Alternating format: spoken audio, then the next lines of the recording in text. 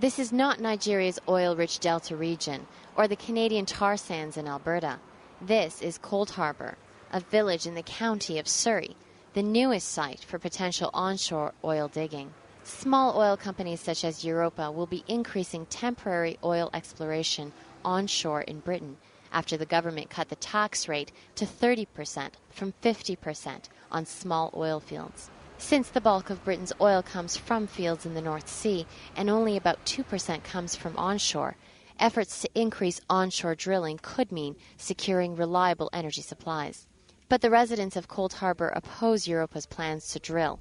Hazel Watson, a councillor in Surrey, explains. There's no justification for such a sort of development, industrial development in this sort of area of the countryside. It's just not appropriate.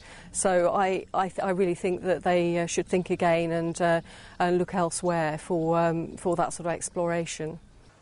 Europa is trying to secure a permit to drill in the woodlands of Surrey for a deposit of up to 20 million barrels, with onshore wells costing about $2.5 million to dig.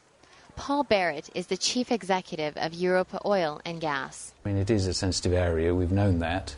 We've done a lot of work to mitigate against impacts where it is in the Forestry Commission plantation, the access to it, and all those kind of aspects. Obviously, everybody doesn't understand exactly what's involved, and so quite a lot of onus on us to educate people, to tell them that it's a temporary, totally temporary development, and it'll be over and done with in just over a month.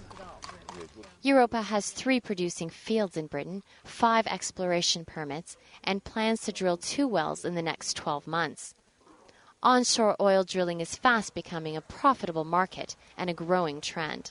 In Lincolnshire, 5 applications were granted last year, while Providence Resources and Northern Petroleum are exploring in Sussex and Hampshire. The question is, are Britons ready for extensive onshore oil digging? Marion Bamard, Reuters.